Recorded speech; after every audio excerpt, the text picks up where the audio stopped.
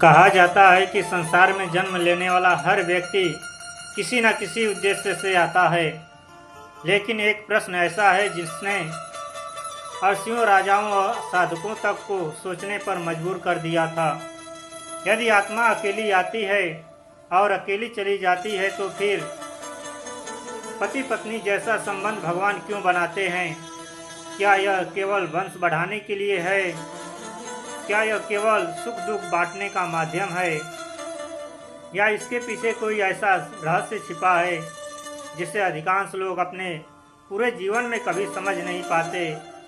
एक प्राचीन मंदिर के गर्भगृह में जहां दीपक की लौ बिना हवा की भी कांप रही थी, यही प्रश्न एक युवक ने अपने गुरु से पूछा था, और उस प्रश्न का उत्तर सुनकर उसके भीतर की पूरी दुनिया बदलने वाली थी। रात्रि गहरी हो चुकी थी। मंदिर के बाहर बहती नदी का जल चंद्रमा की रोशनी में चांदी की तरह चमक रहा था। युवक ने देखा कि गुरु कुछ क्षण मौन रहे। फिर उन्होंने पूछा, तुम्हें क्या लगता है, पति पत्नी का संबंध प्रेम के कारण बनता है? युवक ने तुरंत सिर हिलाया। गुरु मुस्कुराए, लेकिन उनकी मुस्कान में एक विचित्र रहस्य छिपा था। उन्होंने कहा, यदि केवल प्रेम ही कारण होता तो सबसे अधिक प्रेम करने वाले कभी अलग ना होते। फिर संसार में इतने टूटे हुए रिश्ते क्यों दिखाई देते हैं? यह प्रश्न सुनकर युवक निरुत्तर हो गया, और यहीं से एक ऐसे रहस्य का द्वार खुलने लगा जिसके बारे में उसने कभी सोचा भी नहीं था। गुरु ने मंदिर की दीवार पर पड़ी दीपक की छाया की ओर संकेत दिया। उन्होंने कहा, क्या तुम उस छाया को देख रहे हो? वह दीपक से अलग दिखाई देती है, लेकिन वास्तव में उसका अस्तित्व दीपक पर ही टिका है। युवक ने सहमति में सिर हिलाया। तब गुरुदेव बोले, ठीक है, वैसे ही पति पत्नी दो अलग व्यक्तित्व दिखाई देते हैं, लेकिन उनके मिलने का कारण केवल वर्तमान जीवन नहीं होता। उनके बीच एक अदृश्य धागा होता है जो कई जन्मों की अधूरी यात्राओं से जुड़ा होता है। युवक की आंखों में आश्चर्य था, क्योंकि यह उत्तर उनकी कल्पना से कहीं अधिक गहरा था। कुछ क्षण बाद गुरु ने एक कथा सुनानी शुरू की। उन्होंने बताया कि एक साधक ने वर्षों की तपस्या के बाद भगवान से पूछा था, प्रभु, आप दो आत्माओं को पति पत्नी क्यों बनाते हैं? भगवान ने उत्तर नहीं दिया, बल्कि उन्हें एक ऐसा दृश्य दिखाया जिसमें दो आत्माएं अलग अलग जन्मों में बार बार मिल रही थी। कभी मित्र बनकर, कभी शत्रु बनकर, कभी भाई बहन बनकर, और अंत में पति पत्नी बनकर। साधक समझ नहीं पाया कि यह सब क्या है, लेकिन जब उसने उन जन्मों के कर्मों को देखा तब उसके रोंगटे खड़े हो गए। गुरु ने कहा, अधिकांश लोग सोचते हैं कि विवाह केवल इस जन्म की घटना है, लेकिन वास्तव में यह कई जन्मों के अधूरे कर्मों का संगत होता है। युवक चुपचाप सुनता रहा। गुरु ने आगे कहा, कुछ आत्माएं एक दूसरे के प्रति आरणी होती है। कुछ ने प्रेम अधूरा छोड़ा होता है, कुछ ने विश्वास तोड़ा होता है, कुछ ने त्याग किया होता है। भगवान उन सभी अधूरी गांठों को खोलने के लिए उन्हें फिर से मिलाते हैं। यह सुनते ही युवक के मन में अपने जीवन के अनेक प्रश्न उठ खड़े हुए। मंदिर के बाहर अचानक हवा का एक झोंका आया और दीपक की लौ तेजी से कांपने लगी। गुरु ने उसी क्षण कहा, लेकिन यह केवल कर्मों की बात नहीं है, इसके पीछे एक और भी बड़ा रहस्य छिपा है। युवक उत्सुकता से उनकी ओर देखने लगा। गुरु बोले, भगवान पति पत्नी को इसलिए भी मिलाते हैं ताकि वे एक दूसरे के माध्यम से स्वयं को पहचान सकें। यह वाक्य सुनने में सरल था, लेकिन उसके भीतर एक गहरा समुद्र छिपा हुआ था।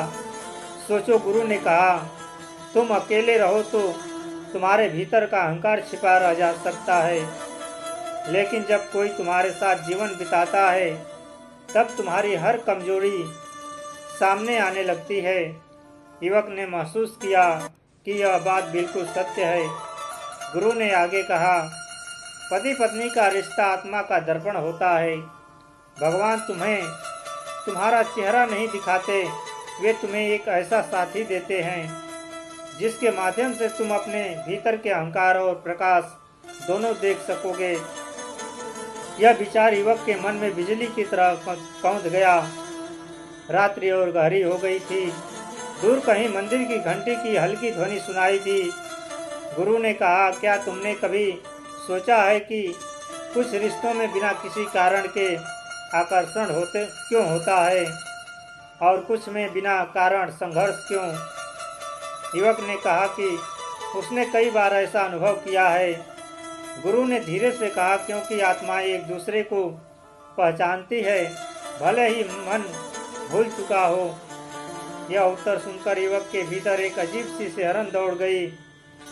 गुरु ने फिर एक उदाहरण दिया। उन्होंने कहा, कभी कभी भगवान दो ऐसी आत्माओं को मिलाते हैं जो एक दूसरे के बिल्कुल विपरीत होती है।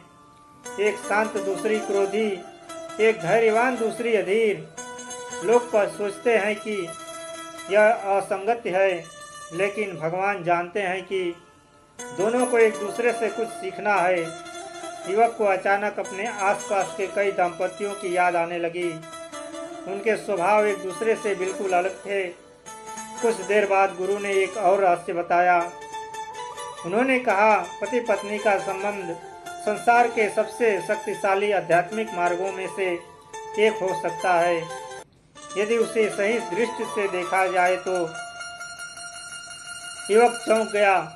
उसने हमेशा साधना को जंगल, हिमालय और आश्रमों से जोड़ा था, लेकिन गुरु कह रहे थे कि गृहस्थ जीवन भी साधना हो सकता है। यह विचार उसके लिए बिल्कुल नया था।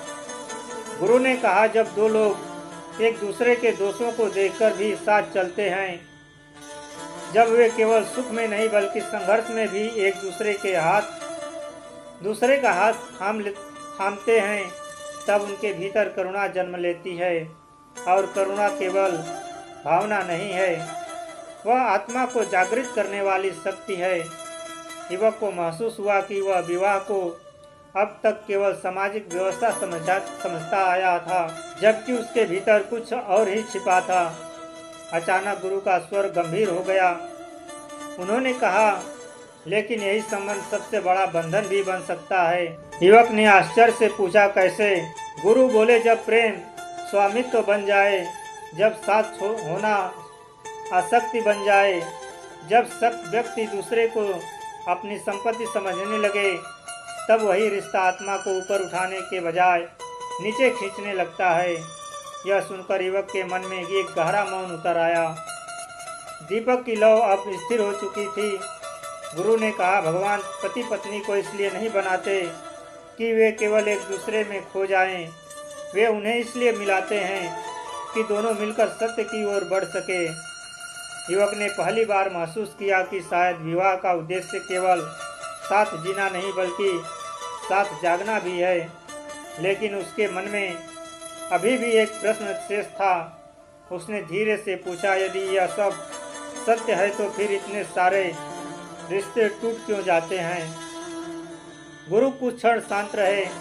उनकी आंखें मंदिर के गर्भगृह में स्थापित देवता की ओर उठ गई। फिर उन्होंने कहा, क्योंकि अधिकांश लोग उस कारण को भूल जाते हैं जिसके लिए उन्हें मिलाया गया था। यह उत्तर जितना सरल था उतना ही भयावह भी। गुरु ने आगे कहा, जब आत्माएं केवल शरीर को देखने लगती हैं, जब वे केवल अपेक्षाओं में उलझ जाती हैं, तब वे उस अदृश्य उद्देश्य को खो देती हैं जो भगवान ने उनके मिलन के पीछे रखा था। कुछ युवक को ऐसा लगा मानो उसके सामने वर्षों से बंद पड़ा कोई द्वार धीरे धीरे खुल रहा हो, लेकिन उस द्वार के पीछे जो दिखाई दे रहा था वह सामान्य समझ से कहीं परे था। मंदिर के भीतर अचानक एक वृद्ध साधु प्रवेश किए। उनके चेहरे पर अद्भुत शांति थी। उन्होंने गुरु और युवक की बातचीत का अंतिम भाग सुन लिया था। साधु मुस्कुराए और बोले, तुमने अभी तक केवल आधा रहस्य सुना है। पति पत्नी का संबंध केवल कर्मों को पूरा करने या एक दूसरे का दर्पण बनने के लिए नहीं होता। इसके पीछे एक ऐसा दिव्य रहस्य छिपा है जिसे जान लेने के बाद मनुष्य प्रेम, भाग्य और स्वयं भगवान को एक बिल्कुल नई दृष्टि से देखने लगता है। युवक की सांसें मानो रुक गई। वृद्ध साधु धीरे धीरे गर्भगृह की ओर बढ़ने लगा। दीपक की रोशनी उनके चेहरे पर पड़ रही थी। उन्होंने पीछे मुड़कर युवक की ओर देखा और कहा, यदि तुम सच में जानना चाहते हो कि भगवान दो आत्माओं के पति पत्नी क्यों बनाते हैं, तो पहले तुम्हें यह समझना होगा कि आत्मा अकेली होती है, होते हुए भी कभी अकेली नहीं होती। इतना कहकर उन्होंने अपनी आंखें बंद कर ली और अगले क्षण मंदिर के भीतर ऐसा मौन छा गया, मानो कोई अत्यंत प्राचीन रहस्य स्वयं प्रकट होने की प्रतीक्षा कर रहा है। वृद्ध साधु के शब्द मंदिर की पत्थर की दीवारों से टकराकर जैसे युवक के भीतर उतर गए। वह समझ नहीं पाया था कि आत्मा अकेले होते हुए भी अकेले कैसे नहीं हो सकती। कुछ क्षण बाद साधु ने अपनी आंखें खोली और कहा, जब भगवान ने इस सृष्टि की रचना की तब उन्होंने केवल शरीर नहीं बनाए, उन्होंने अनुभवों की एक ऐसी यात्रा बनाई जिसमें आत्मा स्वयं को पहचान सके। लेकिन आत्मा स्वयं को सीधे नहीं देख सकती। जैसे आँख स्वयं को नहीं देख सकती, वैसे ही आत्मा को भी अपने सत्य को देखने के लिए एक माध्यम चाहिए। और कई बार यह माध्यम पति पत्नी का संबंध बनता है। युवक के मन में एक नया प्रश्न जन्म ले चुका था। साधु ने मंदिर के बाहर बहती नदी की ओर संकेत किया। चंद्रमा का प्रतिबिंब जल पर पत्थर थरथरा रहा था। उन्होंने पूछा, क्या तुम उस चंद्रमा को देख रहे हो? युवक ने कहा, नहीं, आकाश में एक है और जल में उसका प्रतिबिंब है। साधु मुस्कुराए, यही रहस्य है। आत्मा एक है, लेकिन अनुभवों के संसार में वह अनेक प्रतिबिंबों के माध्यम से स्वयं को जानती है। पति पत्नी का मिलन केवल दो पत्नियों का मिलन नहीं, बल्कि दो प्रतिबिंब का समान है। जब वे एक दूसरे में स्वयं को पहचान लेते हैं, तभी उनके संबंध का वास्तविक उद्देश्य प्रकट होता है। यह विचार युवक के लिए जितना सुंदर था, उतना ही रहस्यमय भी। फिर साधु ने ऐसी बात कही जिसे सुनकर युवक स्तब्ध रह गया। उन्होंने कहा, कई बार भगवान दो आत्माओं को प्रेम के कारण नहीं, बल्कि जागरण के कारण मिलाते हैं। युवक ने आश्चर्य से पूछा, जागरण? साधु ने सिर हिलाया। हाँ, कुछ लोग हमारे जीवन को सुख देने नहीं आते, वे हमें भीतर से बदलने आते हैं। वे भी हमारे भ्रम तोड़ते हैं, हमारे पीछे छिपे हुए घावों को सामने लाते हैं। वे हमें वह दिखाते हैं जिसे हम वर्षों से देखने से बच रहे थे। युवक को अचानक समझ में आने लगा कि कुछ रिश्ते इतने चुनौतीपूर्ण क्यों होते हैं। रात्रि की प्रतिबिंब, रात्रि की निस्तब्धता में दूर कहीं उल्लू की आवाज़ सुनाई दी। साधु ने धीमे स्वर में कहा, मनुष्य सोचता है कि उसका सबसे बड़ा शत्रु कोई दूसरा व्यक्ति है, लेकिन सनातन ज्ञान कहता है कि उसका सबसे बड़ा शत्रु उसका अपना अज्ञान है। और कभी कभी भगवान पति या पत्नी उसी अज्ञान को तोड़ने के लिए भेजते हैं। युवक को ऐसा लगा जैसे उसके भीतर वर्षों से जमा कोई धुंध हटने लगी हो, लेकिन अभी भी कई परतें बाकी थी। साधु ने आगे कहा, क्या तुम्हें ध्यान दिया है कि कुछ लोग जीवन में बहुत सफल होते हैं, फिर भी भीतर से खाली रहते हैं, और कुछ लोग संघर्षों के बीच भी संतुष्ट रहते हैं?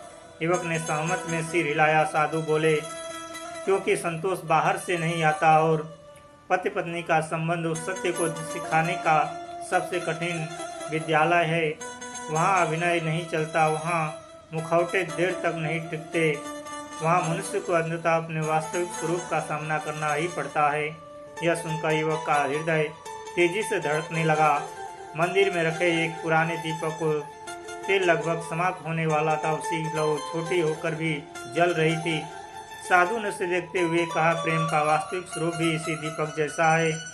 जब तक परिस्थितियां अनुकूल है, प्रेम करना आसान है, लेकिन जब जीवन कठिन हो जाए तब वो जो साथ बना रहे वही प्रेम की अग्नि है। युवक ने महसूस किया कि वह पहली बार प्रेम को लेकर भावना नहीं, बल्कि साधना के रूप में देख रहा है। कुछ देर बाद साधु ने एक अत्यंत गुप्त बात कही। उन्होंने कहा, हर विवाह केवल एक जन्म का निर्णय नहीं होता। कुछ मिलन ऐसे होते हैं जिन्हें आत्माएं स्वयं जन्म लेने से पहले स्वीकार करती है। युवक की आंखें फैल गई। क्या आत्माएं जन्म से पहले निर्णय लेती है? मित्रों, यह कहानी आप लोगों को अच्छी लगी तो प्लीज़ हमारे चैनल को सब्सक्राइब करें और लाइक करें। धन्यवाद। जय श्री कृष्णा। राधे राधे।